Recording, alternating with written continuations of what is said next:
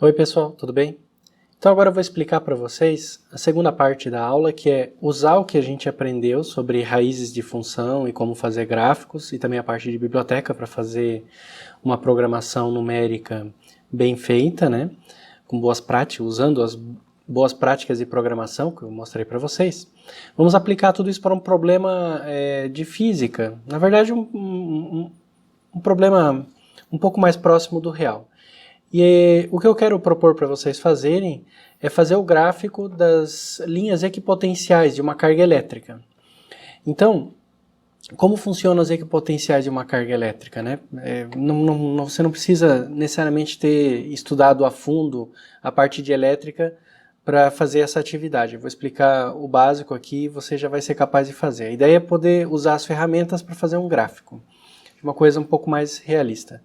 Então, as equipotenciais de uma carga elétrica, elas dão a quantidade de energia, diferença de energia entre pontos no espaço, né, em função do campo elétrico. Então, aqui tem um desenho ilustrativo de uma carga elétrica, de carga Q, essa carga vermelha que você está vendo aqui no centro da figura. Saindo dessa carga elétrica, se ela for uma carga positiva, você vai ter essas setas, que são as linhas do campo elétrico, ou linhas de força elétrica, e perpendiculares a essas linhas nós temos outras linhas, que no caso aqui são curvas, que são as equipotenciais elétricas. Então elas são curvas porque elas são perpendiculares às linhas de força em cada ponto. Então nesse caso são esferas, né? Ou círculos, né? Porque é uma projeção 2D aqui, a gente está vendo no plano 2D. E o que eu quero que vocês façam é fazer um programa para desenhar essas linhas de equipotencial elétrica aqui. Não vai ser desse caso tão simples, vai ser do caso de um dipolo elétrico. Mas vamos começar pelo caso mais simples de uma carga. No caso de uma carga pontual, a equipotencial elétrica é dada por essa fórmula aqui. K, que é a constante de Coulomb, vezes a carga elétrica, que vai estar aqui no centro, dividido pela distância, né?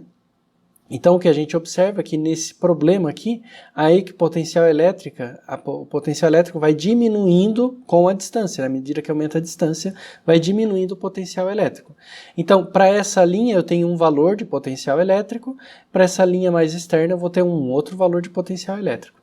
Então, se a gente quiser desenhar essas linhas, nós vamos precisar desenhar pontos que têm o mesmo potencial elétrico, né? Porque elas vão estar, no caso aqui, que é uma carga pontual, né?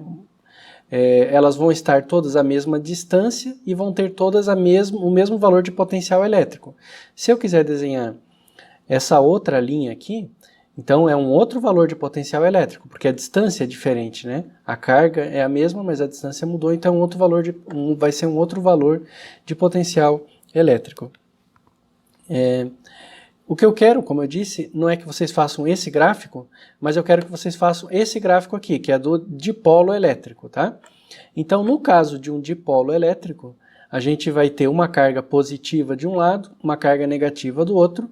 As linhas de força elétrica ou de campo elétrico são essas vermelhas aqui. E eu quero que vocês desenhem essas linhas verdes aqui, que são as linhas de equipotencial elétrico. Então veja que aqui, exatamente no meio das duas cargas, né, a linha é uma reta. Quando a gente está bem perto da carga, ela se aproxima de ser uma esfera, um círculo, porque quem domina a força elétrica aqui é essa carga. A mesma coisa do outro lado. Quando a gente está numa distância já intermediária entre as duas, essas linhas elas se deformam, né, formando essas outras figuras aqui. E a gente pode desenhar essas figuras usando as ferramentas que a gente aprendeu até agora. Para isso, então, a gente vai precisar montar uma equação do potencial elétrico para essa situação, que se chama de dipolo elétrico. Dipolo porque tem dois polos elétricos, um positivo e um negativo. É uma situação muito importante na natureza, na física, porque como as cargas de sinais opostos se atraem, é comum que moléculas sejam formadas, né, por regiões dipolares, ou seja, eu tenho um átomo que ele tem uma certa polaridade e ele está próximo, né, unido com outro átomo que tem outra polaridade. E moléculas, estruturas maiores ainda formam esse tipo de de situação aqui. Na engenharia, essa situação é muito aproveitada, né, para diversas propriedades elétricas aí que a gente pode montar com esse dispositivo, tá? Então, na física, a gente vai modelar, supondo que as duas cargas são pontuais e que vão ter o seu potencial individual descrito por essa fórmula. Só que eu vou ter que colocar a origem em algum lugar. Então, eu vou colocar a origem em cima da carga negativa. Então, o potencial elétrico, ele, né, para um dado ponto, então nesse ponto aqui, o potencial elétrico vai ser K menos Q, as duas cargas têm a mesma carga, só que sinal contrário, K menos Q dividido por R, onde R é a distância da carga negativa até esse ponto. Mais o potencial da carga positiva, que está sendo KQ sobre R1, onde R1 é a distância da carga positiva até aqui. Eu vou ainda definir que a distância entre as duas cargas é A. Então, A dá a dimensão típica do meu problema. Por exemplo, eu posso ter duas cargas separadas por uma dimensão típica de uma molécula, né? Alguns angstroms ou nanômetros, dependendo do tamanho da molécula. Ou as cargas podem estar separadas por uma distância menor ainda, pode ser dentro de um átomo, uma coisa assim, tá? Então, A dá a escala física do meu problema. E Q é a carga elétrica típica do meu problema. Então, a equação de potencial é essa, só que ela tem um probleminha. Ela está escrita em termos de duas variáveis de distância, R e R1, que variam juntas. Quer ver? Ó? Pega esse ponto e traz ele aqui para cima. Então, R1 vai ter um outro valor e R vai ter um outro valor ainda. E as duas, não está claro, né, como é que as duas se relacionam. Então, é mais interessante eu escrever em termos de variáveis que são únicas para as duas cargas aqui. No caso, como eu coloquei o sistema de referência em cima da negativa, eu posso usar um sistema polar. É interessante usar um sistema polar para esse problema aqui. Então eu vou colocar a R é a distância até a origem e θ é o ângulo. Então, para esse ponto, para a carga negativa, já está naturalmente em termos de R de θ, no caso R, né? E a R1 eu posso escrever em termos de R, θ e A também. Para fazer isso, eu uso a chamada lei dos cossenos, está aqui a equação, né? R1 ao quadrado vai ser igual a essa aresta ao quadrado, mais essa aresta ao quadrado, menos 2 vezes uma aresta pela outra, vezes o cosseno desse ângulo aqui, ó. Por isso que está π menos θ, né? O cosseno desse ângulo, tá? Essa é a lei dos cossenos. Qualquer dúvida, dá uma procurada aí na Wikipédia, qualquer lugar que você acha a lei descrita bem direitinho, mas é isso que eu mostrei aqui para você. Pela lei dos cossenos, eu consigo escrever o R1, então ele tem essa expressão. Cosseno de π menos θ, na verdade, é simplesmente o cosseno de θ, tá? E o que eu vou fazer, para simplificar o meu problema, eu vou escrever em variáveis, em unidades adimensionais, que é o seguinte: ao invés de escrever em termos de R, de R1, eu vou dividir todas as distâncias por A. Então eu pego nessa equação aqui, divido R1 por A, vou chamar de R1zinho. Rzão dividido por A, Rzinho. A dividido por A vai dar 1, né? E aqui vai ficar 2 cosseno θ. Assim eu escrevo o meu problema, eu tiro as unidades do meu problema. Já não importa mais se o A é 10 angstroms ou 10 metros. Ele tem um certo valor e todo o meu problema está escrito nessa unidade. A gente sempre adimensionaliza os problemas de cálculo numérico, porque no computador só entram números. Não importa se é quilômetros, se é anos-luz ou se é angstroms, tá? Então é natural a gente fazer essa adimensionalização. Então eu tenho aqui a distância adimensionalizada, né? E eu também posso adimensionalizar o potencial daí. Eu vou calcular um potencial, vou dividir esse potencial por KQ sobre A. KQ sobre A é a unidade padrão do potencial, digamos assim, nesse meu problema. A da escala de distância, Q da escala de carga. Não importa se é 1 microcoulomb ou 10 coulombs, é a unidade de carga. K é uma constante. Então eu vou escrever em V minúsculo também esse potencial adimensionalizado. Se eu quiser saber o potencial em volts mesmo, ou não, outra unidade que ele esteja, qualquer, eu só multiplico por KQ sobre A e eu vou ter a unidade. Para a gente, no cálculo numérico, fica interessante, porque agora você não precisa mais se preocupar com as unidades. Você tem uma equação puramente matemática, ela é adimensional, tá? Então sumiu o A, sumiu o Q e sumiu o K, nesse meu problema, adimensionalizando. A equação que a gente vai trabalhar é essa daqui. Se você não viu a parte de elétrica, não importa muito. Importa que você tem essa equação para trabalhar. Essa equação que está aqui, ela descreve essas linhas de potencial elétrico. Deixa eu colocar aqui do lado. Então ela descreve essas linhas de potencial elétrico aqui. Como que ela descreve? Isso é muito importante que você entenda bem agora, porque senão depois não tem como fazer o programa, né? Então veja, essa equação, ela tem, lembra, né, que eu coloquei o sistema de referência em cima da carga negativa, tá?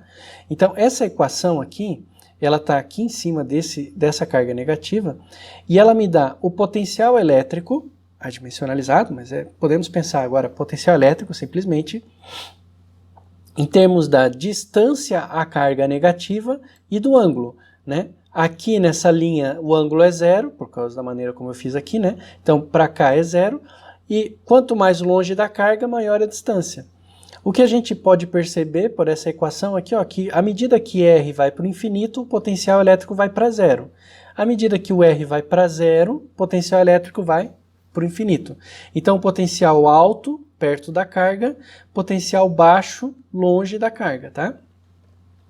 E esse potencial, ele depende, né, da distância até a carga, mas depende também do ângulo, né? Então, por exemplo, aqui é ângulo zero, aqui vai ser ângulo 180 graus, né? Então, a gente, para desenhar essas linhas, nós podemos fazer o seguinte, nós sabemos que essas linhas são linhas de equipotencial, linhas de mesmo potencial elétrico. Então a gente determina um valor do potencial, a gente dá um valor, por exemplo, 10, potencial igual a 10 aqui, e aí eu vou calcular para quais ângulos, né, eu vou fazer a conta assim, para quais ângulos e distâncias o potencial vale 10. Para cada ângulo e distância eu marco um ponto e depois eu posso unir tudo por uma linha. O resultado, fazendo o gráfico, vai ser assim, olha. Vai ficar aparecendo essas linhas. Então, em vez de ficar com essa imagem super poluída aqui, a gente pode trabalhar com essa. Tá aqui.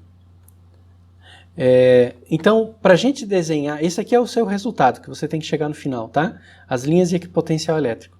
Então, para a gente desenhar isso, como eu disse, a gente vai escolher um potencial. Por exemplo, essa curva, digamos, seja de potencial igual a 1. Essa potencial igual a 2. Essa mais interna, potencial igual a 3. Então, digamos que eu queira fazer a curva de potencial igual a 1. Potencial igual a 1 é essa daqui. Como é que eu vou fazer? Repetindo, eu vou precisar descobrir para qual valor de R e θ nesse mapa aqui, né, o potencial vale 1.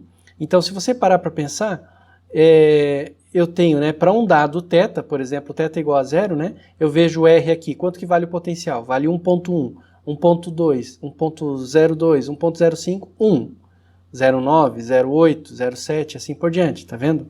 Então o potencial ele cresce para cá e diminui para cá. Tem só um valor específico de R, onde o potencial vai valer exatamente 1, quando o θ vale 0, né?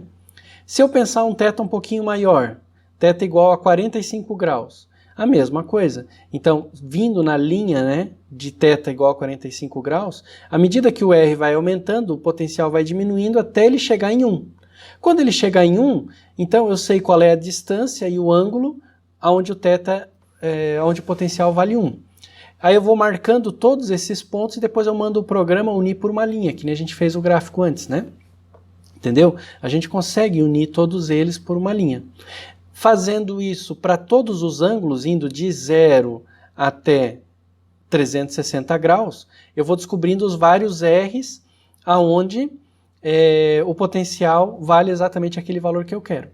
Então, virou um problema de achar o R, né, para um dado valor de potencial e de θ, é um problema de achar qual é o R que dá 0 nessa equação. Quer ver? Ó? Se eu der, por exemplo, o potencial igual a 1, digamos, essa linha externa, então eu coloco 1 aqui nesse lugar, 1 igual, aí eu tenho uma equação de R e θ. Mas o θ está fixado. Primeiro eu vou achar para θ igual a 0, para θ igual a 10 graus, 20 graus, 30 graus, assim por diante. Então, para um dado θ, eu preciso descobrir qual é o R que satisfaz essa equação. 1 igual a alguma coisa, entendeu? Então, qual é o R? Como é que eu descubro qual é o R que satisfaz? Ou você isola o R no problema, mas isso seria matemática analítica, o cálculo, ou você tenta descobrir, né, através de um problema, de um método numérico. Na verdade, é um problema de raiz. Se você pegar o valor do potencial que você está procurando e passar para a direita, você vai ter uma função de R igual a zero. E o que você quer é descobrir qual é o R que satisfaz essa equação. O R que satisfaz essa equação é o zero da equação, é a raiz da função.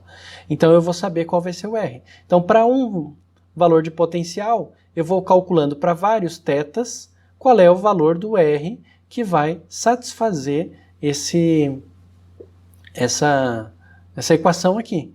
Então eu vou descobrir o seguinte, que quando eu tiver tetas, por exemplo, teta igual a zero, o R vai ser grande. Né? No caso aqui, ó, por exemplo, olha, você pode ver aqui, ó, R perto de 9. Quando eu tiver tetas maiores, o R vai diminuindo. Eu não sei exatamente aqui, mas, por exemplo, desse lado, o R vai estar valendo 0,5. Como é que eu sei que é 0,5? Porque a distância A é igual a 1, né? Eu normalizei tudo a 1, então aqui vai estar bem no meio das duas cargas, é 0,5. Entendeu? Então, aqui o R vai ser outro valor, eu teria que ver aqui quanto é que é o valor, mas com certeza esse R aqui é menor do que esse R aqui. Então o R vai variando à medida que eu vario o θ. Você precisa entender bem isso daí. Se não está muito clara essa história do R, do θ, do valor do potencial, pega e joga num papel essa equação e vai jogando alguns números na calculadora, vai brincando com essa equação. Você precisa entender bem como a equação funciona. Então, para a gente fazer esse gráfico, o processo vai ser o seguinte, aqui está o roteiro da atividade, o que você vai ter que fazer? Estudar bem aquela equação, não precisa estudar a parte de elétrica, quando eu digo estudar a equação, é entender essa equação aqui e como que ela se relaciona com esse desenho. Então você precisa estudar bem essa equação, entender como é que vão ser feitas as contas. Resumindo a conta, para quem está vendo aqui, você vai fixar, para desenhar todas essas linhas, você vai fixar um valor de potencial, fixa um valor de potencial. Para esse valor de potencial, você vai procurar, né, para um ângulo, qual é o valor do R, para outro ângulo, qual é o valor do R, para outro ângulo, qual é o valor do R, e assim por diante. E você vai unir todos esses pontos, vai fazer a curva. Daí você começa tudo de novo, para um outro potencial e assim por diante. Tem o outro lado aqui que eu deixo para você imaginar como que pode fazer essa conta, tá? Feito isso, então eu quero que você use a biblioteca de bissecção que você criou, ou se não criou, pegou da que eu deixei, mas o bom era que você tivesse criado.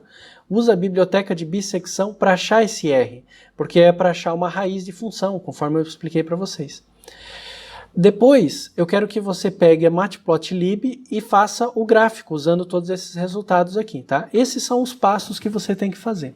Tá bom? Então pega a equação, brinca com ela, tenta achar a raiz, etc. E tenta fazer essa figura aí. Não olha a resposta, eu vou deixar a resposta, vou deixar os programas, tudo, né? Mas não olha muito fácil a resposta. Quebra a cabeça, tenta fazer esse problema. Nós temos, se você pegar o cronograma da matéria, nós temos várias semanas para você fazer esse problema, tá? Está previsto várias semanas ali nas aulas práticas para você ir mexendo. Vai me mandando e-mail, fazendo perguntas, eu vou respondendo. Eu quero que você realmente se esforce para tentar fazer isso aí sozinho. É muito importante que você tente mesmo fazer isso aí sozinho. Tá joia? Eu vou gravar a resposta, mas tenta fazer sozinho. Um abraço.